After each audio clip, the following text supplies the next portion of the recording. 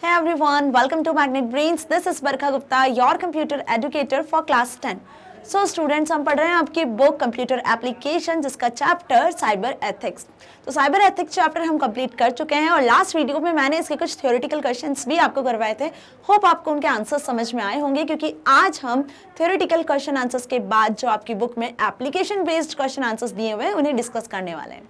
Okay, सो application based questions जैसा कि आपको पता है कि सेक्शन 3 में शो हुआ है और द थिंग इज कि एप्लीकेशन बेस्ड क्वेश्चंस में आपको कुछ ऐसी सिचुएशंस होगी जिसके बिहाफ पे आपको आंसर करना है। Okay, so let's start with the first question.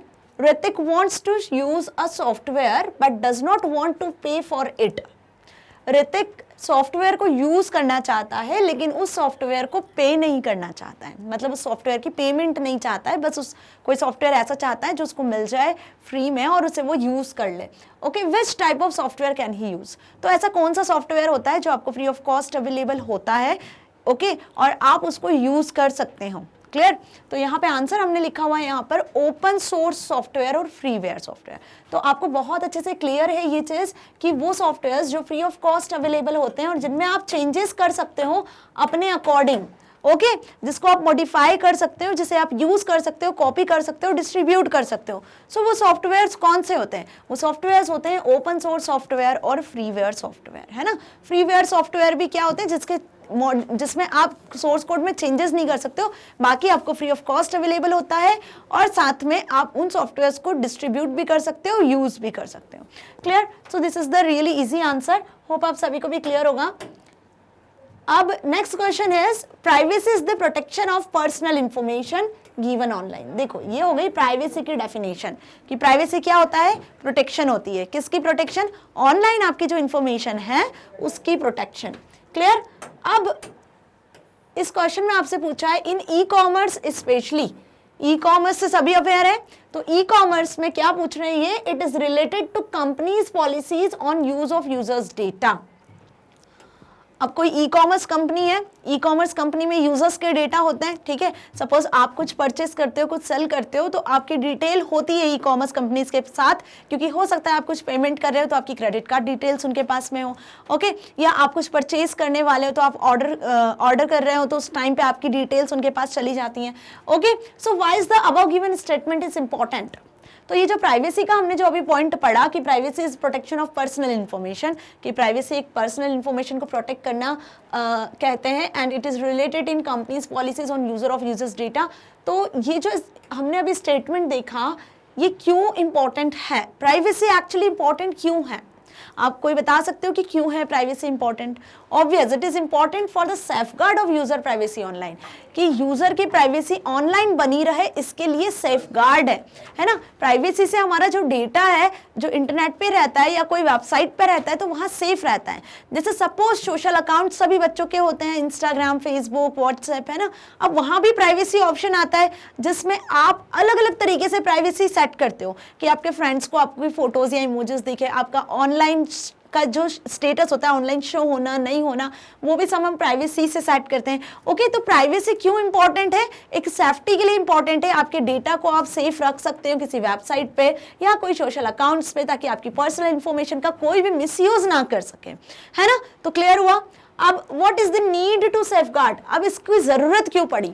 मैंने आपको आंसर अभी बता ही दिया है कि क्यों हमें प्राइवेसी की जरूरत पड़ती है। Online world is open world and thus the personal information of the user must not available openly. हम जिस वर्ल्ड में है वो एक ऑनलाइन वर्ल्ड है, ओके, और ऑनलाइन वर्ल्ड में जो यूजर की सभी इंफॉर्मेशन रहती है वो ओपनली पब्लिकली अवेलेबल ना हो हर किसी यूजर को। इसके लिए हमें जरूरत पड़ती है प्राइवेसी की, इसके लिए जरूरत पड़ती है हमारे डेटा को सेव करने की, as it may be misused, है ना, ताकि वो जो डेटा आपका ओपनली अवेलेबल है, पब्लिकली अवेलेबल है, उसका मिसयूज ना हो सके। Thus it is very important and highly needed to safeguard your privacy. Okay? So यहाँ पे क्या बताया है कि अपनी डेटा को सेफ रखने के लिए प्राइवेसी बहुत इंपॉर्टेंट है, और ये आपको अच्छे से समझ भी आया होगा। सिंपल आंसर से आप अपने अकॉर्डिंग भी इन आंसर्स को लिख सकते हो। Okay, next is posing as someone else online and using his or her personal financial information shopping online or posting something is a common type of cyber crime these days. Okay, so what are such types of cyber crimes collectively called? इस तरीके के जो cyber crimes होते हैं जिसमें क्या बताया है कि posing as someone else online and using his और personal financial information, shopping online हो सकती है या posting something is common type of cyber crime. तो इस तरीके का जो साइबर क्राइम है इसे कलेक्टिवली हम क्या बोलते हैं? या सेकंड क्वेश्चन इसमें पूछा है what measures can you take to stop this, और इस तरीके के क्राइम को स्टॉप करने के लिए आप क्या मेजर्स लेते हो, आप क्या स्टेप लेते हो? ओके, सो चलिए इसका आंसर देखते हैं। इस टाइप के जो हम बोल सकते हैं कि इस टाइप के जो क्राइम होते हैं साइबर क्राइम्स, ओके, तो उन्हें हम क्या बोलते हैं? Online fraud. किस कैटेगरी में हम लिखते हैं उसे? ऑनलाइन फ्रॉड की कैटेगरी में लिखते हैं। ओके, अब online fraud not only this, ये तो एक सिचुएशन बेस्ड क्वेश्चन हुआ है ना, एक एप्लीकेशन बेस्ड। बाकी ऑनलाइन फ्रॉड में बहुत सारे फ्रॉड्स आते हैं जो आपको अच्छे से पता है, जो ऑनलाइन होते हैं, लाइक आपका पासवर्ड चुरा लेना। ओके, हैकिंग जो होता है वो एक ऑनलाइन फ्रॉड में आता है। और हम बोल सकते हैं कि ऐसी नॉन एग्जिस्टिंग कंपनीज होती हैं, जैसे अभी इसका एग्जाम्पल हमने लिया कि नॉन एग्जिस्टिंग कंपनीज है जो आपकी डिटेल्स को यूज करती हैं, मिस यूज करती हैं। ओके, तो बहुत सारे ऑनलाइन फ्रॉड होते हैं, जैसे एक OTP वाला मैंने आपको बताया था, फ्रॉड्यूलेंट पेमेंट, जिसमें OTP आता है और उसके थ्रू आपका बैंक अकाउंट पूरा खाली हो जाता है, क्योंकि जो फ्रॉड्यूलेंट है ऑनलाइन वो आपके डेटा को हैक कर लेते हैं, आपके मनी को स्टील कर लेते हैं। ओके, सो फर्स्ट का आंसर हम क्या लिखेंगे कि उस तरीके के साइबर क्राइम को हम क्या कहेंगे? ऑनलाइन फ्रॉड कहेंगे। Okay, second is the measures to stop this. अब इस तरीके के फ्रॉड्स को स्टॉप करने के लिए हमें क्या करना चाहिए? हमें क्या करना चाहिए? A monitoring official body that ensures the sensitivity of e-commerce company and delivery of good services and promised. आपको क्या करना है? मेंटेन करना है ऐसी ऑफिशियल बॉडीज को, मॉनिटर करना है जो आपकी गुड सर्विसेज को प्रोटेक्ट कर सके। ओके, जो आप ऑनलाइन मेंटेन कर रहे हो, आपकी कंपनी की डिटेल को प्रॉपर रख सके। ओके, आपको एक ऐसी वेबसाइट को यूज करना है जिसपे आपका डेटा सेफ रह सके। और इसके लिए हमने क्या देखा था? इसके लिए हमने देखा था कि किसी भी वेबसाइट को यूज करने के पहले आपको पैडलॉक का साइन देखना है, किसी भी ई-कॉमर्स या शॉपिंग वेबसाइट को, और उसके बाद आपको जो देखना है hyper text transfer protocol secure वे में, HTTPS। जब आप इस तरीके का हम बोल सकते हैं पैडलॉक साइन और HTTPS किसी भी वेबसाइट के आगे देखते हो, चाहे वो कोई ई-कॉमर्स की वेबसाइट हो, इट मींस कि आप एक प्रॉपर सिक्योर चैनल पे वर्क कर रहे हो, सिक्योर वेबसाइट को यूज कर रहे हो, ट्रस्टेड वेबसाइट को आप यूज कर रहे हो, वहां से आपका डेटा लॉस नहीं हो सकता है easily. Okay, next is strong security mechanism. अब देखो यहाँ पर आपको क्या करना चाहिए? एक मेजर ये हुआ कि आपको स्ट्रॉन्ग सिक्योरिटी मैकेनिज्म का यूज करना चाहिए। मतलब जो यूजर आईडी पासवर्ड आपके हैं, तो हमेशा पासवर्ड कैसा होना चाहिए? स्ट्रॉन्ग होना चाहिए। मतलब स्ट्रॉन्ग कैसे होगा? इट मीन्स कि हमेशा पासवर्ड कोई भी एक लैंग्वेज में, हम बोल सकते हैं एक ही कैरेक्टर्स में नहीं होना चाहिए, उसमें स्पेशल कैरेक्टर्स, कैपिटल, स्मॉल, कुछ नंबर्स, इन सब के कलेक्टिवली एक आपको पासवर्ड क्रिएट करना चाहिए। ओके, तो स्ट्रॉन्ग मैकेनिज्म मतलब आपको अच्छे तरीके से पासवर्ड्स को क्रिएट करना है जो इजीली कोई भी अंडरस्टैंड ना कर पाए। मतलब date of birth, mobile number, name, ये हमें पासवर्ड में कभी नहीं रखना चाहिए क्योंकि ये इजीली हैक हो सकते हैं। Okay, so strong security mechanism by ecommerce site and payment gateways to prevent stealing from crucial information. अब ये भी चीज हमें ध्यान रखना है कि जो आप पेमेंट मोड सिलेक्ट कर रहे हो, पेमेंट गेटवे जिसके थ्रू आप पेमेंट करने वाले हो, वो भी करेक्ट होना चाहिए। ओके, वो भी ट्रस्ट वर्दी होना चाहिए। जैसे कि आजकल पेमेंट गेटवेज भी बहुत सारे हो गए। ओके, तो जो ट्रस्ट वर्दी हैं, ओके, जैसे पेटीएम हो गया या नेट बैंकिंग में भी बहुत सारे फ्रॉड्स होते हैं।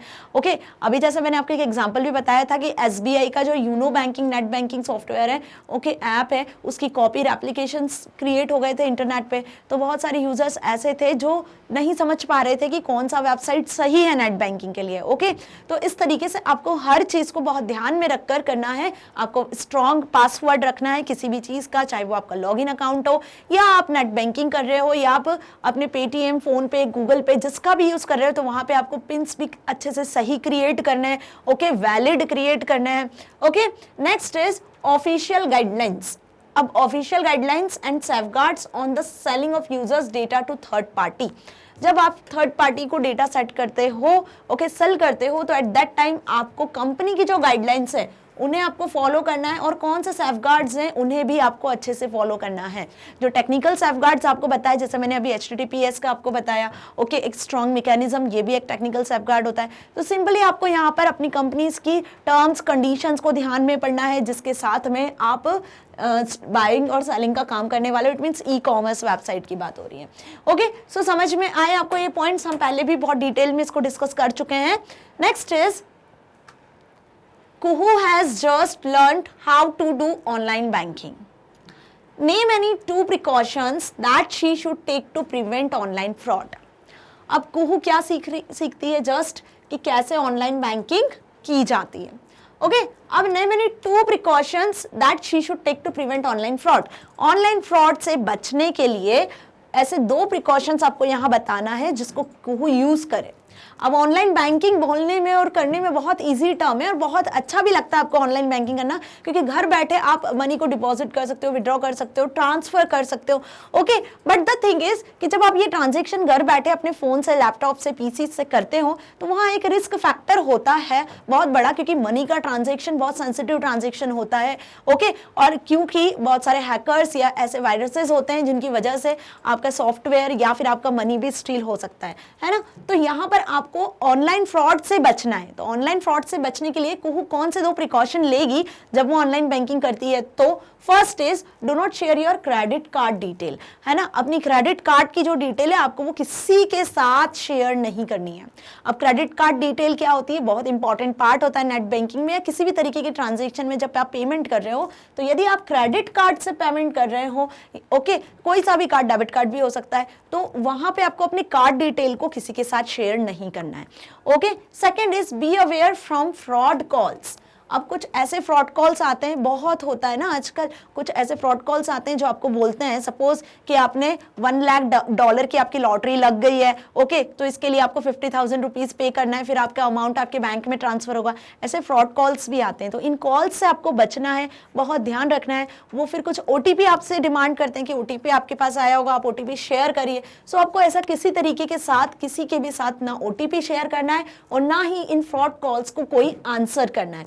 ओके, सो बहुत ध्यान रखना है हमें किसी भी फ्रॉड कॉल को. They ask about your card details, जो आपकी कार्ड डिटेल्स मांगते हैं, never ask any detail. Okay, तो आप कभी भी उन्हें इस तरीके का कोई भी डिटेल या कोई भी क्वेश्चन के आंसर्स को हमें नहीं करना है. So this 2 are the precautions जो कुहू को बहुत ध्यान रखना चाहिए जब वो ऑनलाइन बैंकिंग कर रही है. नॉट ओनली कुहू, हम सभी को अपनी लाइफ में बहुत ध्यान रखना है कि जब भी आप कोई ऑनलाइन ट्रांजेक्शन करते हो, आइदर वो नेट बैंकिंग का हो या फिर वो आप कोई पेमेंट गेटवे से करते हो, आपको अपनी जो पर्सनल डिटेल्स है, ओके, जो आपकी क्रेडिट कार्ड, डेबिट कार्ड की डिटेल्स है या फिर आपका कोई पिन कोड है, वो हमें किसी के साथ कभी शेयर नहीं करना चाहिए. ओके, क्योंकि कहीं ना कहीं वो सारी चीजें हमारे आधार कार्ड से लिंक होती है, वहां से हमारी पर्सनल इंफॉर्मेशन भी क्या हो सकती है, हैक हो सकती है. ओके, तो बहुत ध्यान रखना है हमें कि हमें कभी भी अपनी जो पर्सनल डिटेल्स है या फिर अपनी क्रेडिट कार्ड या बैंक डिटेल्स है वो कभी किसी के साथ शेयर नहीं करनी चाहिए. ओके, सो यहाँ पर आपके application based question answers finish होते हैं. सो यदि आपको मेरी वीडियो अच्छी लगी हो तो आप इसको magnetbrains.com वेबसाइट से भी एक्सेस कर सकते हो. कुछ नहीं करना है, आपको magnetbrains.com को एक्सेस करना है. ओके, और यहाँ से आपको अपनी क्लास को सिलेक्ट करना है. Suppose you select the class 10. जैसे ही आप क्लास 10 सिलेक्ट करते हो तो यहाँ आपको सब्जेक्ट शो होते हैं. आप यहाँ से कोई भी सब्जेक्ट सिलेक्ट कर सकते हो, हिंदी, इंग्लिश, मैथ, है ना. सपोज आपको कंप्यूटर एप्लीकेशन सिलेक्ट करना है, then you have to select the computer application video. Okay, यहाँ नीचे आपको मेरे सारे वीडियो लेक्चर्स प्रोवाइड हो जाने हैं. ओके, सो अभी हमारा टर्म 1 का सिलेबस फिनिश हो चुका है. सैंपल पेपर्स भी मैंने आपको बता दिए. होप आपको सैंपल पेपर्स भी समझ में आ गए होंगे कि एग्जाम का पैटर्न एक्चुअली कैसा होने वाला है. राइट, तो आप यहाँ से मेरे वीडियो लेक्चर्स को एक्सेस कर सकते हो. आप यूट्यूब से भी जो प्ले लिस्ट है, एक ही प्ले लिस्ट हमारी बनी हुई है कंप्यूटर एप्लीकेशन 165 थ्योरी के नाम से, आप उसे भी एक्सेस कर सकते हो. वहां भी सिक्वेंशियल ऑर्डर में आपको मेरे सारे वीडियो लेक्चर्स मिल जाने हैं. Clear. So students, magnet brains आपको 100% फ्री एजुकेशन प्रोवाइड कर रहा है. सो प्लीज इसका बेनिफिट लीजिए. नेक्स्ट वीडियो में हम जल्द ही मिलेंगे आपके साइबर एथिक्स MCQ के साथ. So stay here, stay happy. Thank you so much.